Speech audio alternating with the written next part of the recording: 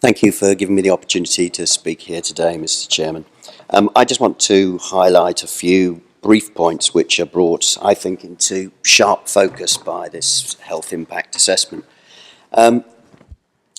It speaks volumes, I think, for the attitude of the applicants towards the local community, that the health impact assessment was the last thing on their minds. They only submitted it because the Director of Public Health asked them to do so, as I understand it. And it became available to us only on Monday, so I haven't had a chance to digest all 95 pages. I know some people have done an amazing job in doing so. But there was one point right up front that jumped out at me. Point 1.1.5 of their own health impact assessment says it all. It says, the extent to which a significant adverse health effect may occur will depend on the future level of information sharing and trust established. Trust. Hands up. Who trusts this applicant? Could it be noted perhaps that nobody put their hands up? The only trust in this application, as far as I'm aware, is a trust corporation.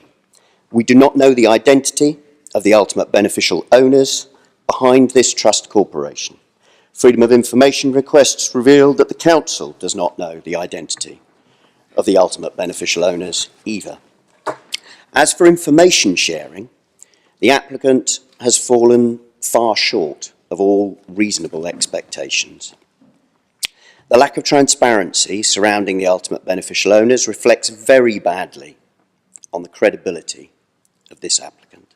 The operator, RJD, has not demonstrated the world-class expertise that Brian has highlighted needed to safely tackle a project like this in close proximity to a primary school and residential area over a prolonged period of time.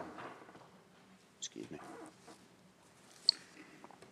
So, if the health impact, as the health impact assessment states, adverse health effects depend on our trust in the applicants, then the health effects are already chronic, as I think we've just demonstrated, and they haven't even started digging yet.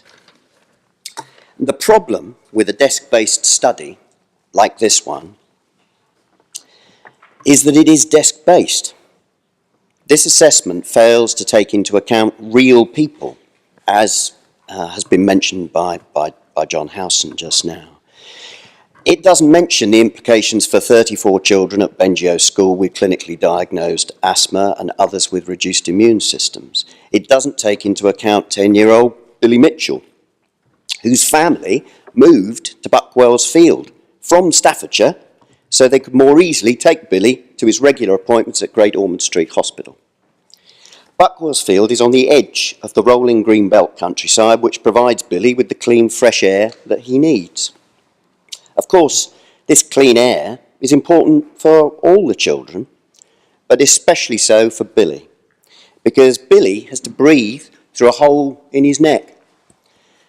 Billy's tracheostomy would leave him extremely vulnerable to respirable crystalline silica dust.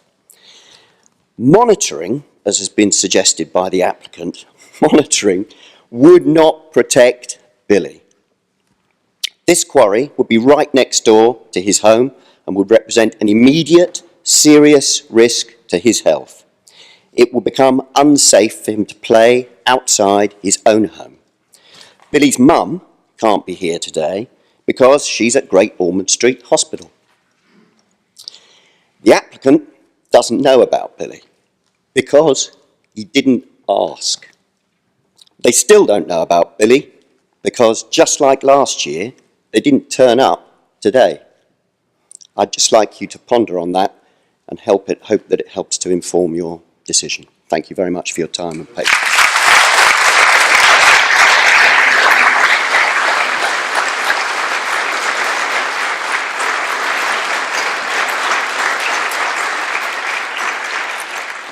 Thank you, Mr. Braggins. Are there any questions for Mr. Braggins?